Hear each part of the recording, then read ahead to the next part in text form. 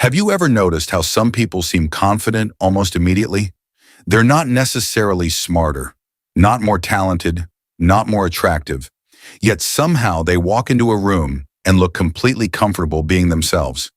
And what's strange is, a lot of them are just as nervous as everyone else.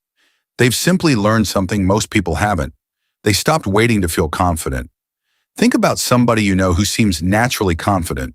If you really pay attention, they probably still get nervous. They still have doubts. They still feel uncertainty. The difference is that uncertainty doesn't stop them. And maybe that's where most people get stuck. We've been taught to believe confidence comes first, that one day you'll finally feel ready. Ready to speak up, ready to apply, ready to start, ready to take the risk. But have you ever noticed how that day never really arrives? I remember my first driving lesson. Before I even sat behind the wheel, I'd already imagined everything that could go wrong.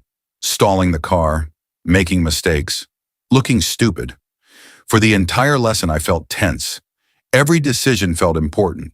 Every mistake felt huge.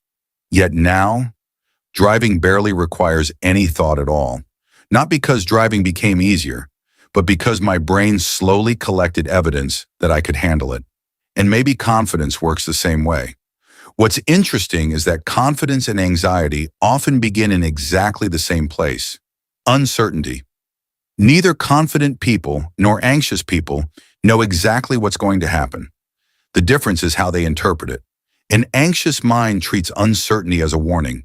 A confident mind treats uncertainty as something it can handle. That's a huge psychological shift, because confidence isn't really a feeling, it's trust. Trust in your ability to deal with whatever happens next. And trust is never created by thinking. It's created through evidence. Which brings me to one of the fastest confidence techniques I've ever come across. The next time you're about to do something uncomfortable, stop asking, "What if this goes badly?"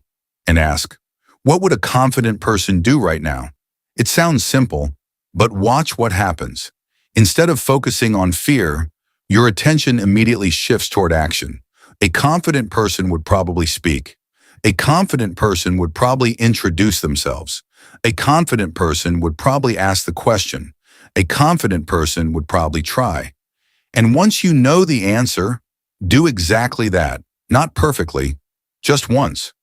What's funny is that many people assume confident people act confidently because they feel confident. Most of the time, it's the opposite. They acted first. The confidence came later. There's another exercise that's surprisingly powerful. Take a piece of paper. Write down 10 difficult things you've already survived. Not impressive things, difficult things, challenges, failures, embarrassing moments, hard periods of your life, anything.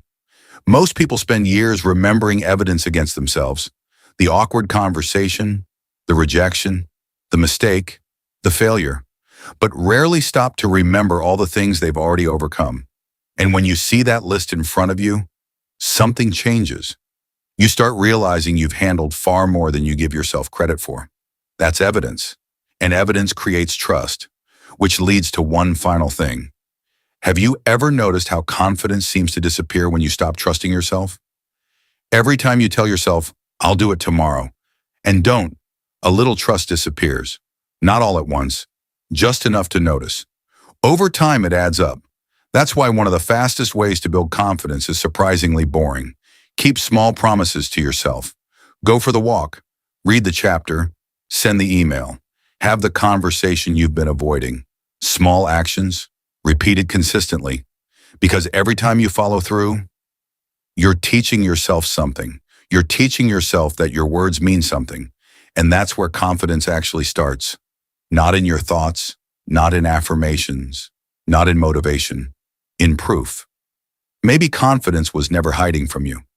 Maybe it was never something you needed to find. Maybe it was simply waiting for evidence. And every difficult thing you've been avoiding is an opportunity to create it. One small act of courage at a time.